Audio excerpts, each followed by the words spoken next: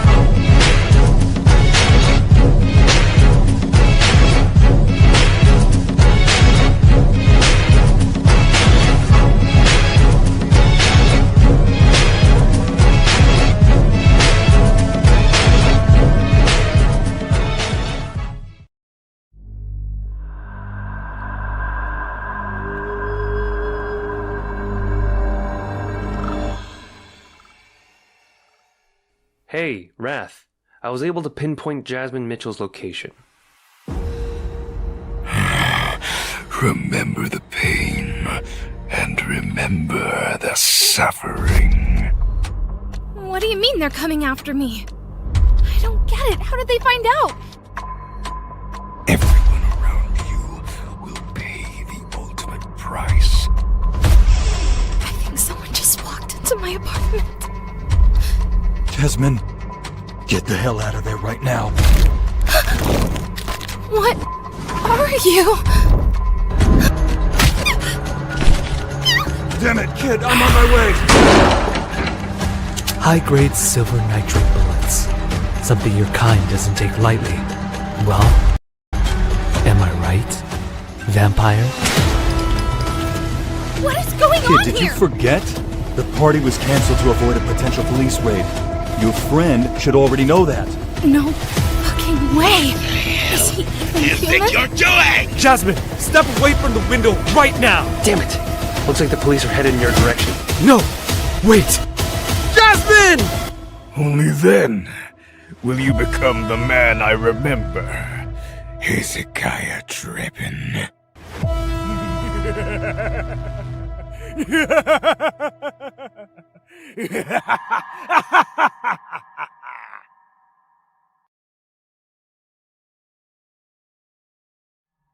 The Venus Orion Comics universe is officially underway, and now we're taking it even further. The launch of our official website and Patreon marks the next step in building this indie comic universe from the ground up. At VenusOrionComics.com, you'll find character bios, series breakdowns, and the foundation of everything we're building. Supporters on Patreon get access to exclusive Discord channels where you can dive deeper into the lore and interact directly with the creator community. Your support helps fund new issues, pay artists fairly, and speed up development across all 8 series in Phase 1. We're just getting started.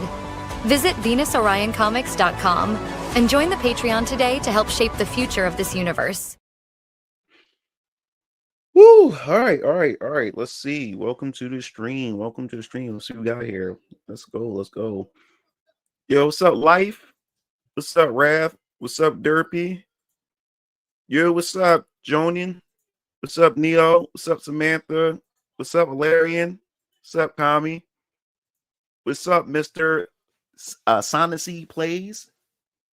Welcome to the stream.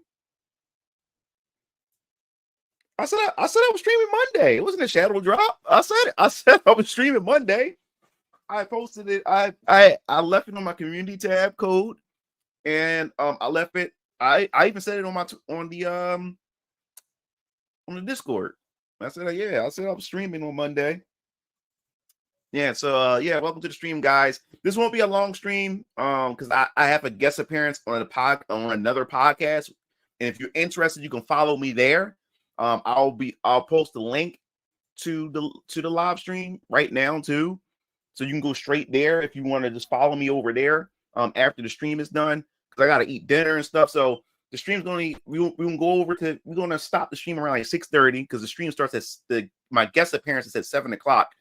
So we're gonna just talk until like 6:30 or 6:20 or whatever, and so I can be able to take a break real quick, an intermission, so I can eat. And then hop over at 7 o'clock over to the guest appearance that I'll be at on the podcast over there at Left Eye Late Night Episode 1. So I'm actually like I'm like the first person that's going to be coming onto this platform. So this is going to be pretty cool. I can't wait to actually check this out. We'll be talking about a lot of things. About why I left the culture war, my YouTube channel, how it started, and most importantly, talk about Venus Orion Comics and stuff like that. Let's see.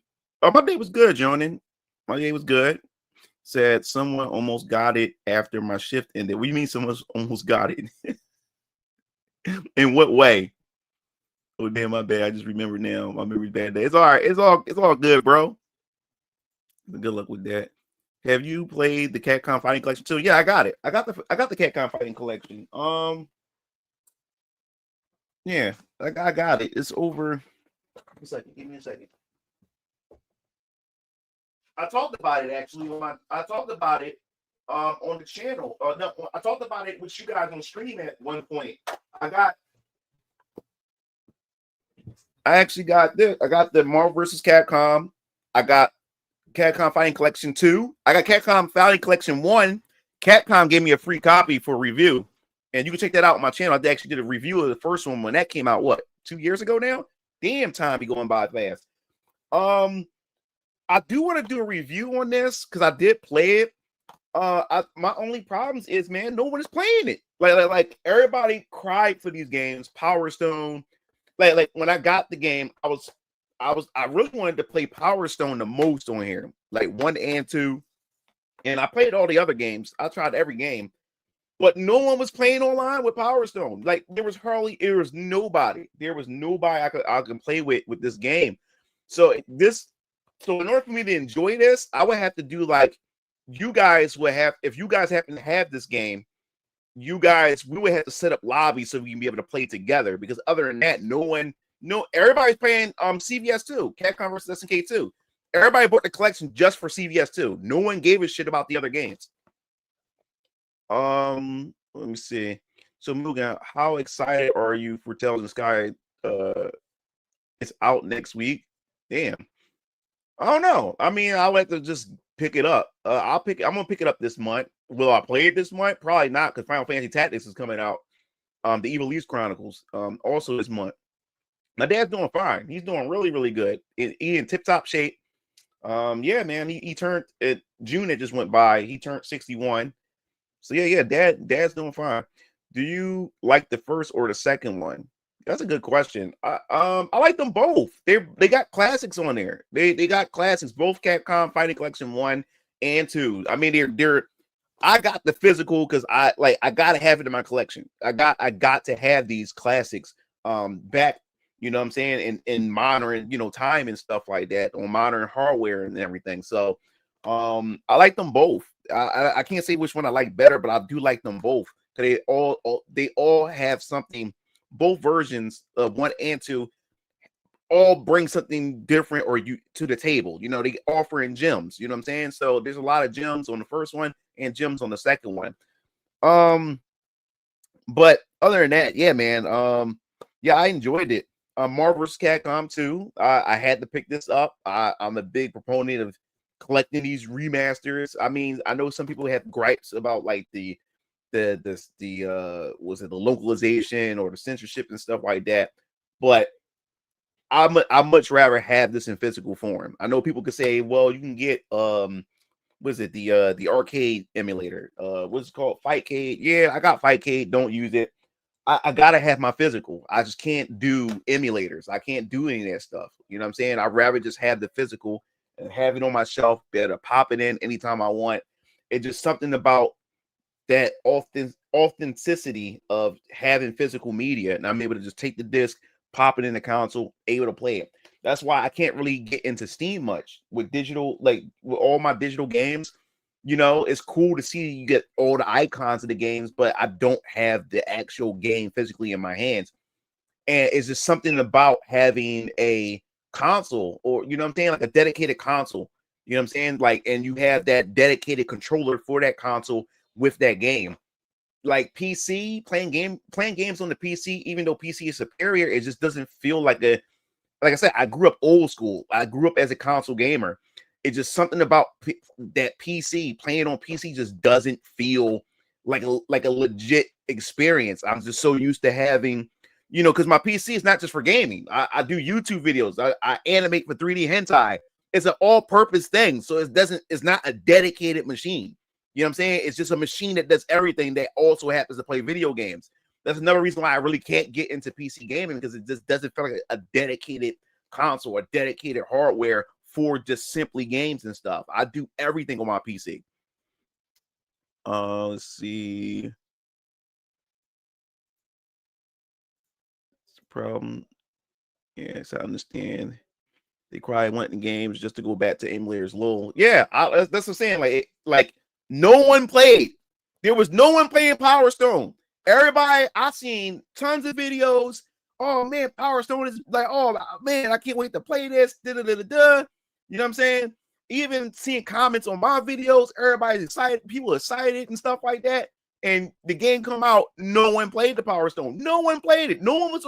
I could not link up and get a match whatsoever with Power Stone 1 and 2. So in order for me to be able to play fucking Power Stone, I would have to be able to play like people like anybody who in my community who has a game. I would have to set up something like schedule a day that we all play together and we stream it together or something. Because other than that, everybody bought the game just to play Capcom versus SNK 2. You know, so I don't think we're gonna ever get a Power Stone. I plan on getting the first one at some point. I remember I had a health issue a while back, or maybe it was you. Damn, your dad is the same age as Eazy-E. Have you read the Fighting Collection comics? No, don't care about the comic thingy. Physical, because I caught a customer doing something they weren't in the bathroom and had an attitude about it, but as an employee, I told my boss. So instant karma. I do have Marvel since I never played the original and enjoyed playing it. I need to get Capcom versus SNK next, but I have a mountain of other games. Did you grow up with the DC animated universe like Batman? Of course I did. I'm 38 years old. You know, I had to growing up with that. Yeah, I grew up with all those. Like I grew up with the Batman animated series, X-Men, Spider-Man. But yeah, as far as DC, yeah, I grew up with those. That was some of the best moments in my childhood, especially with Batman the animated series. And sit down with my dad and watch it with my father and my brother Keo, because Strike wasn't born yet. So it was just, and you know, my sister wasn't really into that stuff. So it was just me, dad, and my brother Keo We used to watch those episodes like dedicated. Like we was dedicated to watching those episodes of the Batman animated series. And then when Superman came out, oh man, there was another one we was excited for.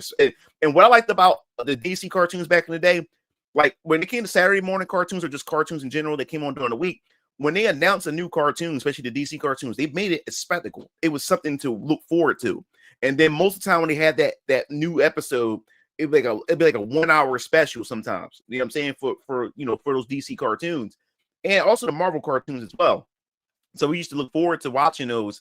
And the Batman animated series was something that really, really resonated with me. One of the episodes that scared me the most was the Clayface episode. The episode called Feet of Clay, which was a two-parter, especially when Matt Hagen became Clayface and they threw him in the car, and then his homie came over and found him, and he woke up and you see his eyes glow yellow, and he yells no. And that scary music come on and says to be continued. Oh my God, I had nightmares.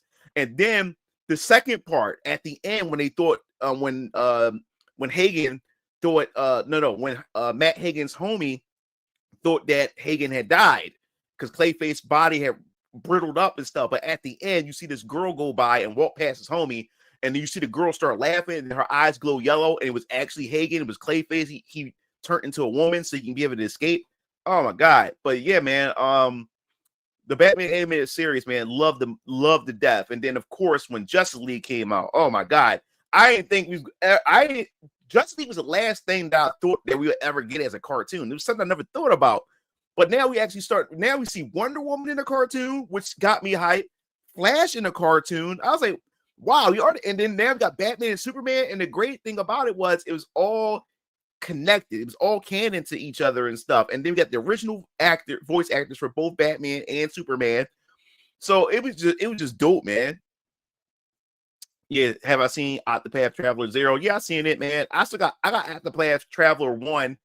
Didn't even bother to pick up 2 because I didn't play part 1. It's still in the plastic. I bought part 1 of Octopath Traveler the day it came out. I bought it on launch, still in the plastic on a Nintendo Switch. Still got it. So I said, man, I'm not gonna even bother to even play the other ones until I play the first one. What's up, Night and Air? What's going on? He said I play Capcom vs. SNK in Street Fighter Alpha 3. Yeah, Street Fighter Alpha 3, man. That's one of my favorite Street Fighter series, the Alpha series. Like my favorite, man. Like that's when I wouldn't say that's when I was really getting deep into fighting games. It was just something about that era. And also Street Fighter Alpha had the best 2D sprite animations of that time for fighting games, in my personal opinion. I loved everything about it. It had that anime-esque type look to it and everything. And Capcom was just on top of their game at that time. And Street Fighter Alpha was just so damn fun. Loved it. So you tell the truth. DCAU came around the time I was born, and I grew into those shows. It said DC came around shows. It's sad right there again. They were fun. Oh, cool. Your dad is 2 years apart from my parents. They're both 59. Yeah, my mom will be 60. Yeah, my mom will be 60 this year in December. My mom would be 60. My dad's 2 years older than my mom.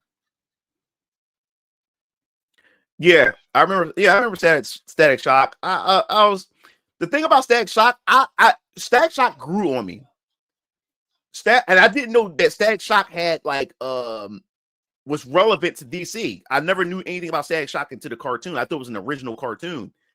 And I don't know, like at first it couldn't get to me. It didn't resonate with me at first because I was like, we got a black superhero, but why is it's very, got that, the hip hop, it's very urban. It felt stereotypical to me at first because like we got a black superhero, but it's very stereotypical and stuff like that. But the more and more I started watching it, man, the more and more I got engrossed with it, and it had very good episodes. And then that's when he did that episode where he teamed up with Superman. I said, what's Superman doing in this? I said, what the fuck he know about Superman? Like, what's Superman got to do with this? I didn't know Static Shock was part of DC, or, he's not owned by DC, but they have those licensing deals and stuff. So, yeah, man, I grew to love Static Shock.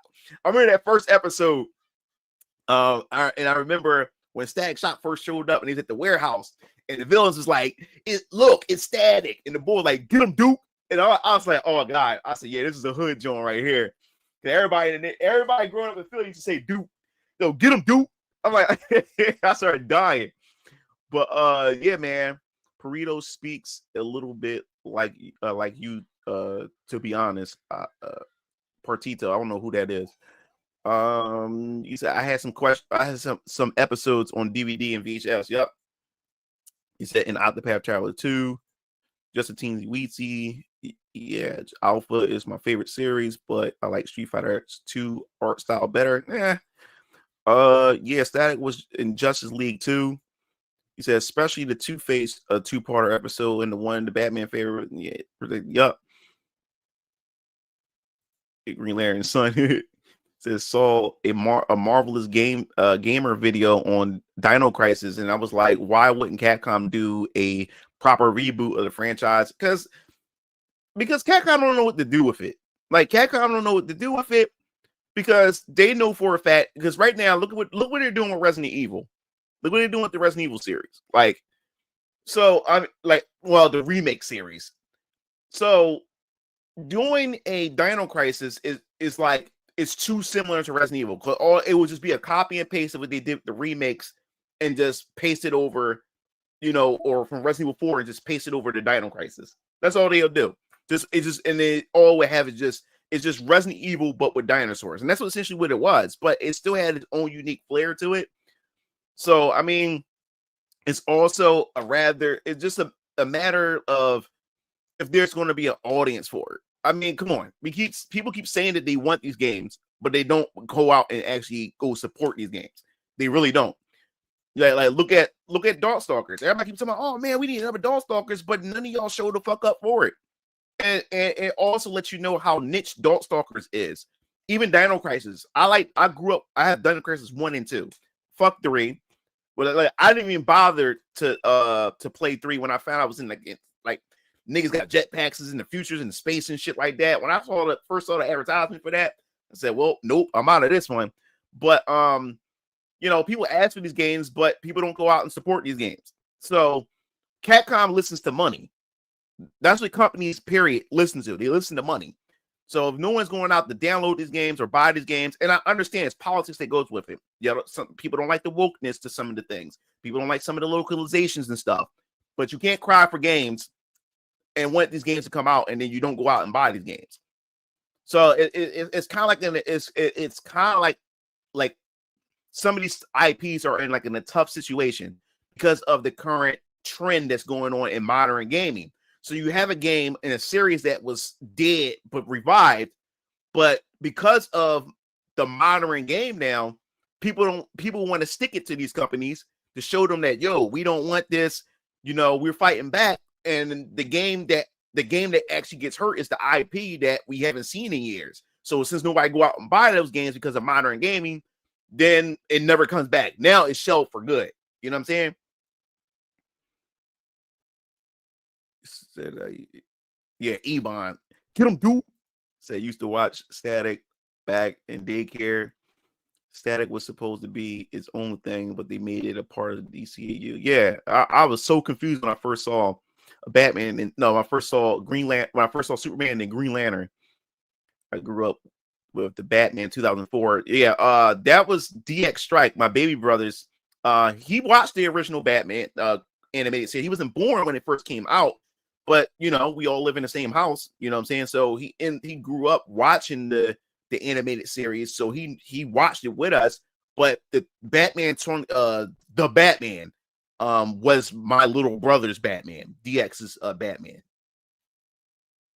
It's the Lil Wayne and Shaq. Yeah. He said if Capcom, if I were Capcom, I would just combine Darkstalkers and Street Fighter together, because they already live in a shared universe. I didn't know Darkstalkers in the same universe as Street Fighter and stuff. I know Saturday Slam Masters in Street Fighter is set. All right, the Capcom universe that I know that's connected is Final Fight, Saturday Slam Masters, and Street Fighter and Rival Schools. Those are the 4 franchises that I do know is all share the same space. I didn't know if that is true. I didn't know that Darkstalkers already share that too, but it's kind of weird because of how Darkstalkers look and stuff, where would that fit? Like, you know what I'm saying? Someone's got to gift Mugen Lord Shadow Generations, bruh. Guys, see his reaction on live stream. I mean, like I said, I got so many games. I got a backlog. I still haven't got around to getting the Generations, the Sonic Generations remake or remastered or whatever like that. In Fatal Fury, Captain Commandos is in that ad mixture as well. We need a new Marvel vs. Capcom. Like, oh, that's it. Like, I think we're going to get one at some point. Right now, the question is, where do they stand? You know, because Arc System Works has Marvel has the Marvel IP and license right now with the Marvel Tokon Fighting Souls. So it's only a matter of where they stand right now. I mean, they just not too long ago released the Capcom Fighting Collection, so there is still there's still a relationship there. So I don't know what's going to happen. And of course, the Marvel vs. Capcom Arcade 1-Up cabinet and stuff. So it's still relevant. It'll be interesting to see if we do get a Marvel vs. Capcom, a new game while Marvel Tokon Fighting Souls is a thing. You know what I'm saying? So we want to wait and see how that goes. We want to wait and see. It's a matter if they really want a Dino Crisis. Why not just make their own? We live in the indie era of gaming. Yeah. Well, the thing is, like, we can, but indie is not that simple, man. Indie costs money. It costs time. It costs resources. You already know me with Venus and Ryan Comics. You know what I'm saying? Like this, the work that you got to put in, and you know you're on your own. You're not backed by a mega corporation and stuff. So you're using your own finances and you're taking a risk. You're gambling and everything. You know what I'm saying? You're so it's not that simple to just go say, yo, let's just do an indie. You know what I'm saying? You still have to plan it out. You have to still put thought into it. And you know, you also got to make sure like is it worth it? You know what I'm saying? If it's worth it, will people come out and support it? Because like I said, when it comes to indie games or when it comes to indie anything, games, comics, movies, whatever, as I said before, there's a lot of people within this space, you know what I'm saying, that is tired.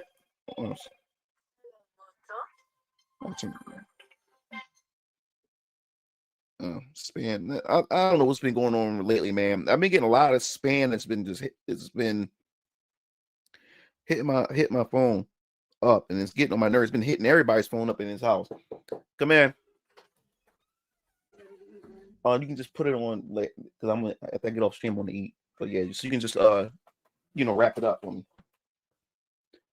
Yeah, so yeah, but I would say yeah. So when it comes to indie in general, when it comes to indie games, when it comes to movies, comics, or whatever, music and everything, we especially when it comes to this space, when it comes to the culture war and people who's tired and fed up with modern media and everything like that. You know, it's one thing to say that you want to support indie or you want something fresh and you want that new experience because the modern media or media in general and entertainment in general has betrayed you and turned its back on you. You know, it's one thing to say that you want to support it, but when it's actually time to go support, no one shows the fuck up. No one shows up. And that's the thing. So because and the answer to that is the fact is that people are comfortable with certain things. People may hate the current state of gaming, right? But they're comfortable with it. They're comfortable because they grew up with it. They're familiar with it. Yeah, this game may be modernized, but it's still a safe thing because I'm familiar with it. I've been playing this franchise for a very long time. Yes, it added modernness to it, some wokeness here or there, or whatever, or it just have like lame game design, modern game design and stuff like that. But people will still kick their money out for it because they're familiar with it. But when an indie company or studio come in and say, "Hey, we got this game," people are not familiar with it, So people are like, should I put my money on this? I don't know because I'm not familiar with this. So it's a totally different story to say that you want to support something or we need to fight back against, modern gaming. And then when the alternative does have things, out there, no one goes out and support it because you're so attached to the very thing that you hate. but you're still attached to it because you're familiar with it, but you're not familiar with the indie stuff. It's new, it's foreign, you know what I'm saying? And to you, if you buy a modern game from like Capcom or Bandai Namco and stuff like that, you know what you're getting yourself into. You know what I'm saying? So you're going to spend that money. But when it comes to an indie game or whatever, or indie movie or comic or whatever in the indie space, you're not familiar with it. So now you say, so you like, you gritting your teeth saying, should I spend this money? And I'm not sure if I'm really going to like it or not. You know what I'm saying? But over here, yeah, it's modern gaming over here, and it pisses me off, but I know what I'm getting myself into, and I'm familiar with it. It's comfortable to me. So, you know what I'm saying? Let's see. Like, hold on, I'll catch it. Let me see. To a degree, because Darkstalkers and Street Fighter have made cameos in their stages and endings, plus they're together in comics. Maybe that's a multiverse thing. Who knows? I would say I wouldn't say that you're late. I wouldn't say that. This is not going to really be like a long stream, because I'm a guest on another stream at 7 o'clock. Said, thing is, even if someone makes a great spiritual successor to Dino Crisis, people won't buy it. They will majority consume through some streamer. They won't buy it. And like I said before, people want to play Dino Crisis because it's Dino Crisis. People don't want to play a game that is a successor to Dino Crisis because people fell in love with Dino Crisis, Regina, and the characters itself. It's kind of like the guy who made the Sonic characters, like Sally and them, and Sonic. What's his name? I can't remember his name. Podsmith. I don't know what's his fucking name. The guy who did the Archie comics with Sally and all them. And once he got to that lawsuit, went through that lawsuit with Sega, Sega had to pretty much, he won against Sega. He won all the rights. He won those characters. So Sega said, you know what? Fuck it then. We're gonna wipe out all those characters. We're gonna do some Universal Crisis thing or something like that, and got rid of Sally and all of them. So what he decided to do was he wanted to create a spiritual successor to somewhat like this to Sonic, you know what I'm saying? From the Archie series, took Sally and them and made his own versions of them, but no one supported that shit because people like the Sally and them because he was with Sonic and them. People like the Sonic universe and stuff. People don't fuck with them if it's not Sonic involved. So the same thing with these indie games. When you make a spiritual successor to a game, it really is a hard sell. It is a hard sell because people love that game because of those characters and everything that's tied to it. When those characters or that world is not tied to it, and you made a game that's similar to it or that's supposed to mimic it, it's kind of like a hard sell because people's always going to see it as a generic version. You know what I'm saying? Of the real deal. People want the real deal. You know what I'm saying? He said, people talk support indies. As a game reviewer, I saw many good indies barely hit 100 peak concurrent players. Yeah. So, like I said, we as gamers, we are also our own worst enemies. We play a part in this too. We are the problem just as well as these studios and stuff like that. We are the problem. You know what I'm saying? Because like I said, if you really want to combat a lot of this stuff, you know, you have to take your money and go to the alternatives. Now, I understand not all indie games is for everybody, but at least pass the word around. Let everybody know that these indie games exist. You know what I'm saying? Because it's bound to be somebody where that indie game connects. It's bound to find that audience and stuff like that. But if you're not passing around, you're not sharing it, you're not letting people know that they exist, and everything like that, then you know what I'm saying? Like these indie games ain't gonna never get a chance to flourish in everything, you know? Said they're just like DC movies, movie fans. They want two more lighthearted DC movies, but don't support it. Success like Silk Song are the exception, not the rule of indie. Yeah. If that's the case, I guess you can act Resident Evil and Devil May Cry to that mix too. Yuji Naka. Oh wait, what's up, Tyler? What's going on? Kim Penders, yeah, Kim Penders. You mean Ken something like that? Yeah. I need to wash my fingers. He said, yeah, Ken Penders. Yeah. 100% just shows how tough it is. Yeah, it's tough out there to be an indie. It really is. What's up, Lavistro? Yeah, long time no see. Yeah, it's tough. It is tough to be an indie. I know, but that's the challenge. I love a challenge. Because the thing is about being indie, man, is getting noticed.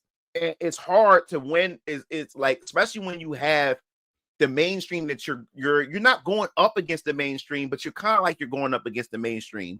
Because like I said, people are familiar with things. We're creatures of habit. We go to the things that we are familiar with, and we will support the things that we're familiar with. When you're trying to ask somebody to come support something that they never heard of, it has no proven track record or anything like that. That's when people start getting skeptical, and people start like, maybe I shouldn't put my money here but I'm more familiar with this over here, Sort of. He doesn't own the Freedom Fighters, but Ken Penders did take his own original characters like Knuckles' daughter. He created and made his own spinoff. Yeah.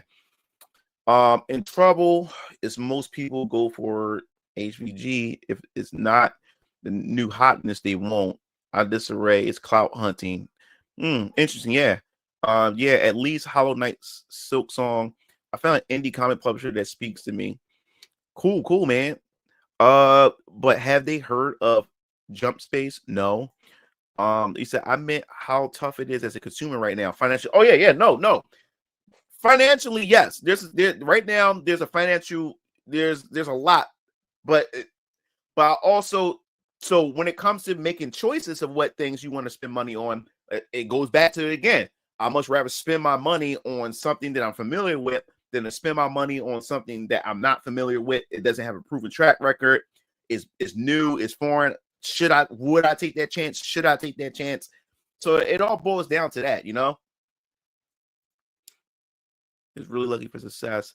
But yeah, as an indie dev, of course, too, it's why I usually make videos and hunt new games coming out.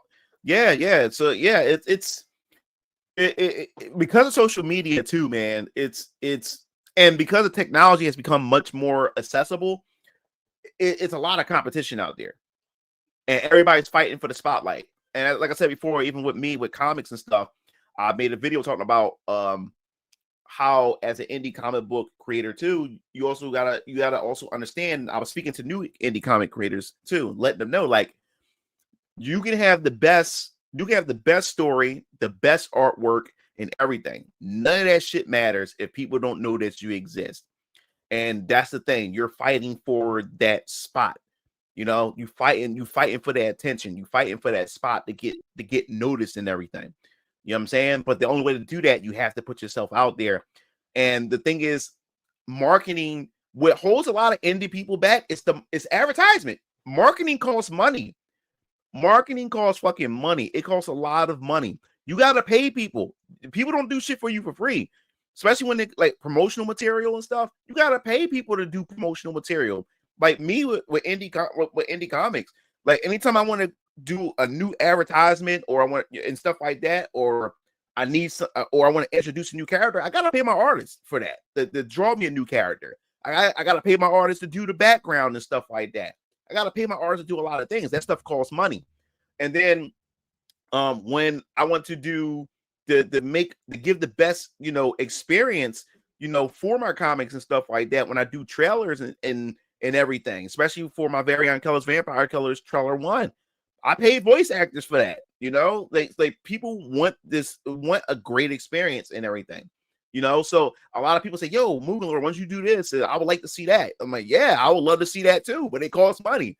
So yeah, that's the thing that holds back a lot of indie developers is promotion, it's marketing, it's advertisement.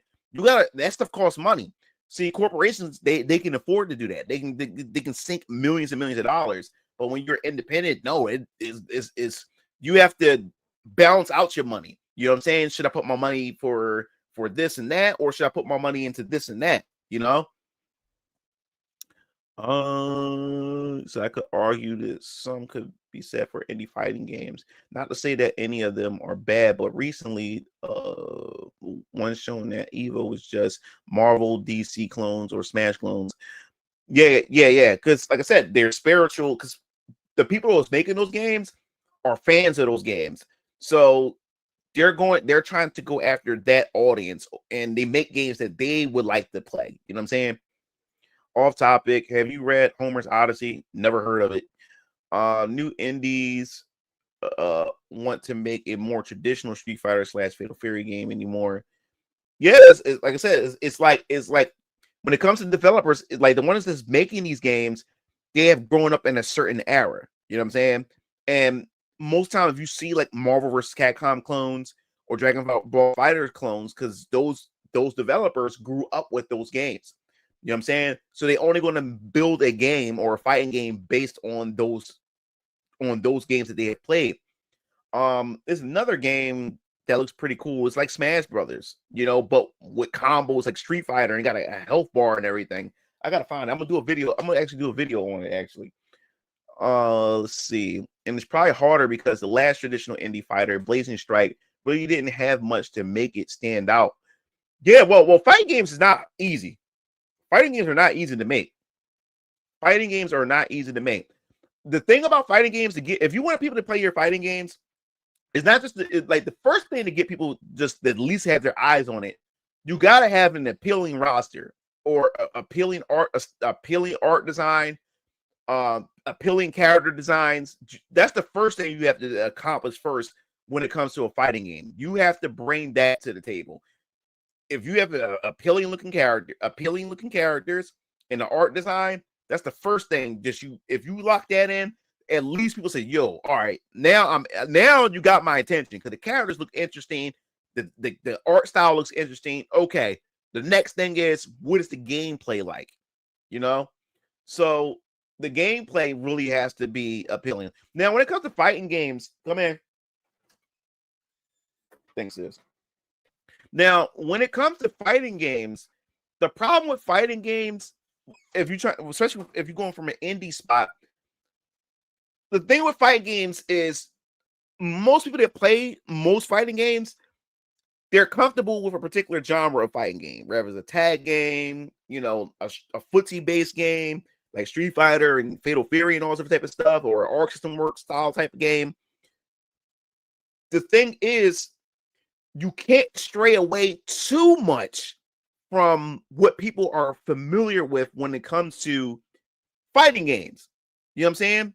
So it's really tricky in everything, because when people start jumping into these games, these indie fighting games, then, if you're trying to be unique and different, and that's the thing about being indie, you want to try something different and unique, but you also get punished for being unique as well, because you have people that jump into, this indie fighting game, and then, they lose interest in it because it doesn't play how they think it should play, or it doesn't have a feature or mechanic that's like a game that they always play. Hey, it's not like Street Fighter. So I'm not really, it didn't really catch on to me because it's not like Street Fighter, or it's not like Marvel vs. Capcom, or it's not like Guilty Gear and stuff like that. So that's where the problem comes in when it comes to fighting games, indie fighting games, in my personal opinion. If you stray too far away from what people love about fighting games, then you may be strong. You may have a problem. So Blade Strike needed a team. The thing I hate about fighting games is the pause when you connect. It should be fluid like in real life. Boxing games don't have that mechanic now, do they? And don't say current gen couldn't do it. He said, I used to charge more to help make fighting games. The coding of the combos, animation, calling, and interrupting, it requires more precision than normal games. Don't get me started on RPGs. Even Street Fighter pauses after a hit, and it's retarded. But when it comes to fighting games, man, fighting games it's much more complex. Because people would think that you don't have these big worlds like RPGs or action games or shooters and stuff.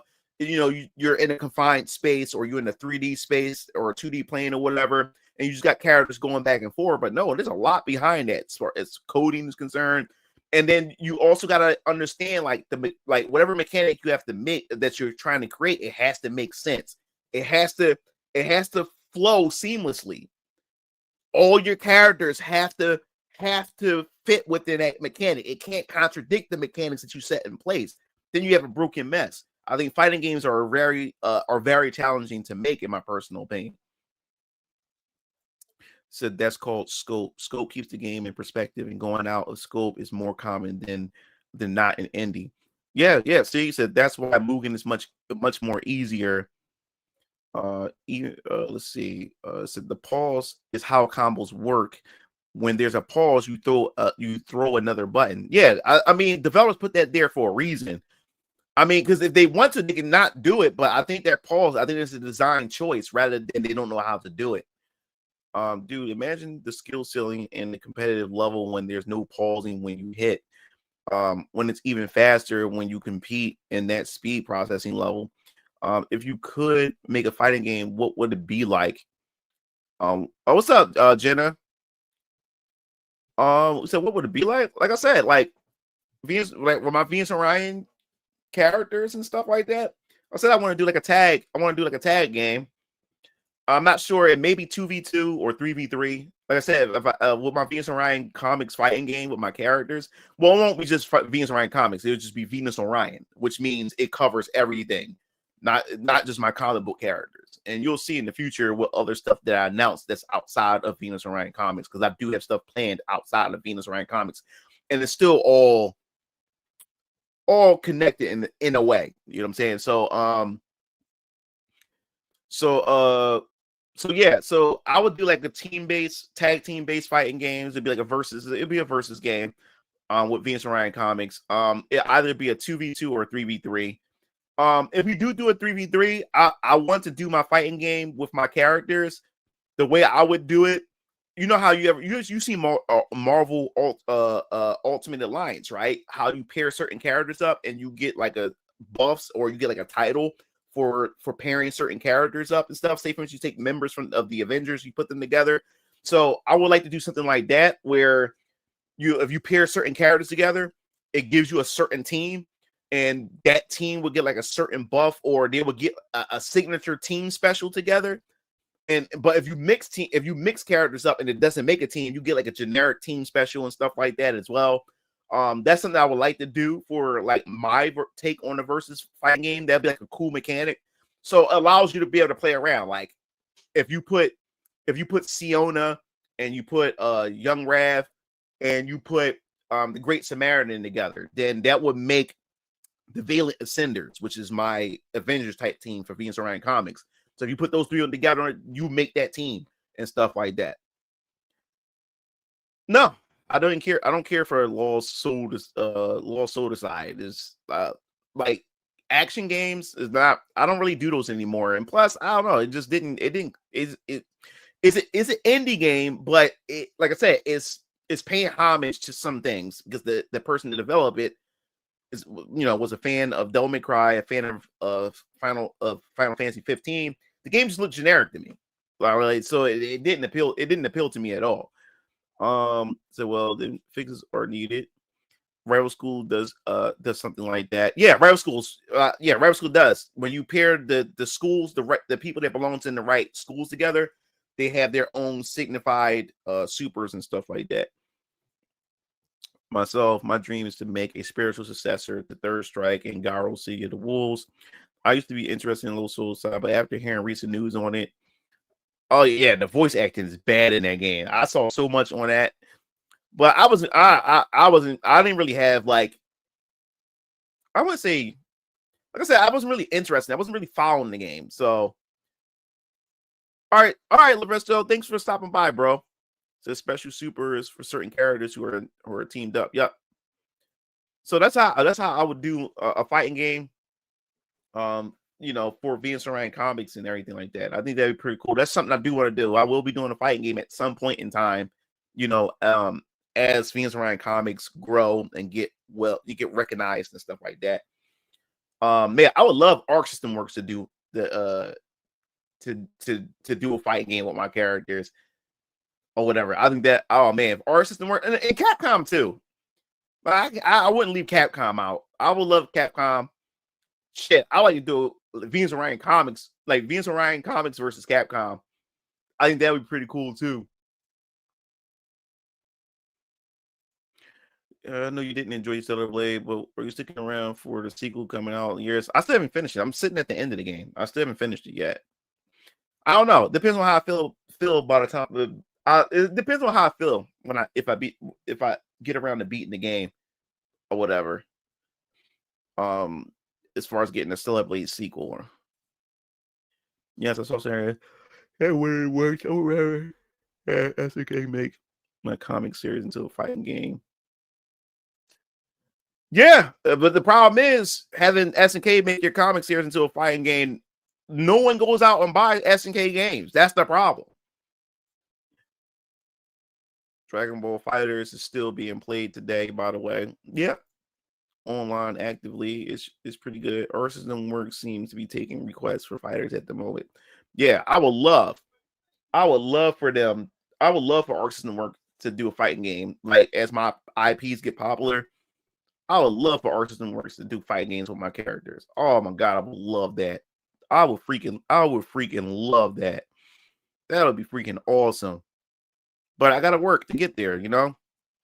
I gotta work to get my IPs, you know, up to that point, and everything. When it comes to that. So let me see. Yeah, so the game, I'm looking forward to playing because at the end of the month, Final Fantasy Tactics Ivalice Chronicles is coming out, and I am looking forward to that game. I'm playing. Oh yeah, I forgot. And does Sonic Cross Worlds come out? Fuck. It's like what we got the Trails in the Sky.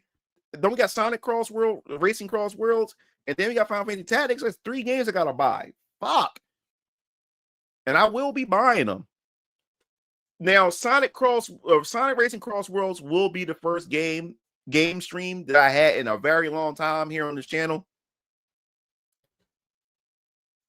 And 5 days after that, it's Final Fantasy Tactics Ivalice Chronicles. Shit. Fuck. No, I'm not getting Silent Hill. Don't care for it. Let me see. I did see someone drive past me yesterday with Geese Howard and Terry stickers on his car yesterday. Cool.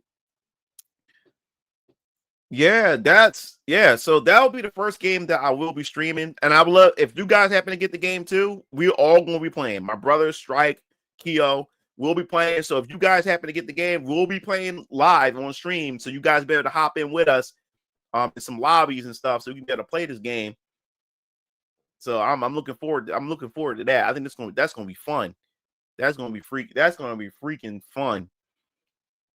So definitely gonna play that game. Definitely gonna be playing that. If anything, I would love to have my characters as guest characters in multiple franchises, mainly to tell a story across each one. Yeah, I would love for one of my characters to. I would love like if they made Smash Brothers. I would love one of my characters to be in Smash Brothers as a guest character, as a guest fighter, like Radical the Porcupine or Rolling Grayfield from my Galinia series. In January, and then I can play with USA. Cool. Yeah, so the Ivalice Chronicles is a game that I'm looking forward to. You don't understand how much Final Fantasy Tactics have like really shaped my life as a gamer, and what it done to me, like what it have done, you know, to me as you know, playing that game at the age that it came out. You know, I just got, you know, I played the hell out of Final Fantasy 7, and I was just craving for more Final Fantasy because, like I said before, like my first relation with Final Fantasy was Final Fantasy 6, which was Final Fantasy 3 in America, but I played a little bit of it on the SNES. I didn't own it. My uncle had Final Fantasy 3 or Final Fantasy 6, so I played a little bit of it, and but my actual first ownership of a Final Fantasy game was Final Fantasy 7, and I fell in love with the demo that came with Tobal #1. Still have it, the silver disc, And I was like, oh man, I can't wait for this game to come out. So when my dad bought it for me, I fell in love with Final Fantasy VII. So as a 7, also on that demo disc of Total number 1, it had Bushido Blade on it, and it had the alpha footage or the beta footage for Final Fantasy Tactics. I even know I never even heard the word tactics. I was that young at the time. I never even heard the word tactics before. I was like 5th grade, 4th or 5th grade. I was like in 4th or 5th grade when that demo came out for Total number 1. I was in 4th grade when Total number 1 came out, I believe. And I was like, tactics, what is that? And it's Final Fantasy Tactics. I was like, I don't know what the hell that is. And also in the demo, it had Bushido Blade, Final Fantasy Tactics, Saga Frontier, and the Final Fantasy VII was the only playable one. The other ones were like trailers and stuff. And when I seen it, I was like, okay, I don't know what this is. But what happened was, after I played 7, Cloud became one of my favorite characters in video game history. One of my favorite characters of all time. So what happened was, one day, we went to my Uncle Gene's house. That's my dad's older brother, my Uncle Eugene. And we have game night over there. So before we have our game night where everybody come over, we play a lot of games together, competitive games and stuff. Sometimes, we would showcase games that we bought, like single player games, while we eat Dominoes and stuff before we actually get into our gaming session. And or we watch Dragon Ball Z. This is before this is before Dragon Ball Z came to America, like in the West, and before the Ocean Dub came out. So we used to watch it. My uncle used to have the VHS, those ashy VHS tapes that you used to get at a hole in the wall store, like like one of those corner, or in like in the middle of nowhere type of places that sell anime stuff, that where anime wasn't mainstream yet. So we used to watch some Dragon Ball Z stuff. But anyway, so my Uncle Gene, me and him bonded a lot because my Uncle Gene, he was my go-to RPG uncle. And my dad, like I said, me and my dad play a lot of games together and everything. But when it came to RPGs, like deep into RPGs, that was my Uncle Gene was the go-to. And plus, my Uncle Gene used to let me borrow his games. When I beat a game or I wanted to try out a game before my dad bought me a game, I used to go to my uncle, and my uncle would have the game. Like that's how I played Chrono Trigger. And I ended up my dad ended up buying me Chrono Trigger because I ended up trying Chrono Trigger at my uncle's house. And he has like a separate drawer full of Super SNES games, Sega Genesis games, and also PlayStation. And he has like a shelf with PlayStation 1 games and stuff like that. So he had Final Fantasy Tactics, and he already beat the game already. But now he's doing a second playthrough, but with the strategy guide. So he showed me the opening intro, the opening sequence. Matter of fact, he showed me the case first, the box art. And you see like the underpass with the 4 or 5 chocobos. And just that case, the box art itself, I don't know, I had like the Three Musketeers type of vibe from it. But at the same time, it looked like it was going to be like an epic story. It was like it's going to be like a sad story. The way the artist that did that box art, it was just saying something to me that this is going to be an epic story. It reminded me of Braveheart too, as well. So my uncle had popped the disc in for Final Fantasy Tactics. We all sat there. He showed me the intro, and I was already, the music, when it came on, I was already sucked into it, right? And when you go to the Orborn Monastery and you get the opening cutscene and everything, and then when you come out, and like I said, I didn't know what a tactics game was. And I said, wait a minute. When I saw how it plays, I was like, it's kind of like chess. I kept calling it chess. That's what I called tactics game when I was young. I called it chess, the chess games. And I was like, it's kind of like chess. Because when I was young, I was playing chess. I was getting into chess because my neighbor up the street, he was an old head. And all the old heads would play chess on his stoop. They used to come over and play chess and everything. So all the old heads used to play chess. And I used to go over there, Mr. Jimmy. His name is Mr. Jimmy. My dad grew up with him. So I used to go down there down to Mr. Jimmy's stoop with all the old heads. And Dad would go down there at times too. But I grew a fondness for chess. So he became my mentor. He showed me how to play chess and everything. And he made me, he got me into chess, and he also helped me make my own chessboard from scratch. We got the wood and everything, and did the checkerboard, the checkers and stuff like that, and everything. And then he He got me my chess pieces and stuff. So yeah, so when I seen Tactics, like, yo, it's like chess, like with Mr. Jimmy and stuff like that. And as I'm playing, seeing the game, the opening intro play and how the game play, I said, yo, this is up my alley. Like, I love chess. This is what a Tactics game is, like chess. And right after it ended, and I said to my uncle, I said, oh my God, it would be awesome if Cloud was in this game. He said Cloud is in this game. I said, are you serious? He said, yup, he's a hidden character. You can unlock him in the game. And I turned around and I pulled him, I took him my dad's arm. I said, Dad, you gotta buy this game for me right now. So my uncle started laughing and everything like that. I said, Dad, you gotta buy this game for me. So yeah, my dad took me to Toys R Us and he bought the game for me. And then we went to my Uncle Gene's house, we had game night, and we came home and I played it because by the time we came home it was like 11 o'clock at night. So I had to go to school the next day. So man, in school all day, I was thinking about Final Fantasy Tactics. I can't wait to play this game. And came home and popped it in, and I was just absorbed in the world of Ivalice. It taught me that there's so much, especially with JRPGs, there's so much to video games because the story that was being told here was such a mature story, especially for someone my age.